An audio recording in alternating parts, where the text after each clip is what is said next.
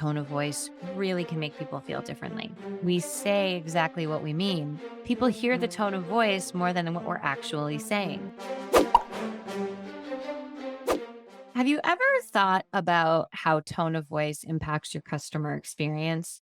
I think about this a lot, and my eyes were opened a couple years ago because we have scripts. Now, I could debate back and forth my feelings on scripts. I like to say they're starting points. Sometimes out there, we don't know what to say or how to get the words out of our mouth. So, a script is a great way to start and then make it your own, whether you call them talking points or scripts, whatever it is. But I found we were getting a lot of pushback on our scripts. People said they sound so salesy. And I read it and say, I don't think it sounds that salesy. But I realized that people were reading the script in a salesy tone. So I asked them, I said, could you just say it out loud in your own voice? Lo and behold, people changed. And it was so awesome. And what I mean by that was they were able to hear their own tone of voice. Now, tone of voice can go a lot of different directions. I can say something in one way and say it a totally different way, and it has a different meaning. And I think sometimes we don't always pick up on our tone of voice because we're in the moment. We're people, we have feelings, we have emotions.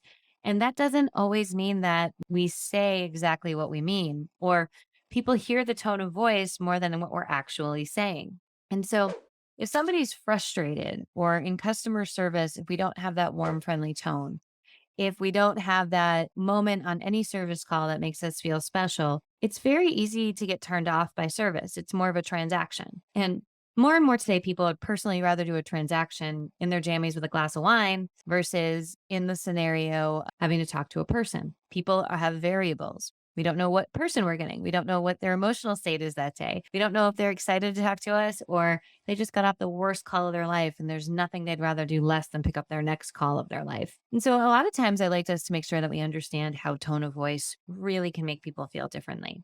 If I said to my husband, hey, honey, this evening, if we could maybe put some music on and clean up the house, that would be awesome. That's different, right? If I say, honey, tonight we need to listen to this music and we need to clean this house. It's a mess.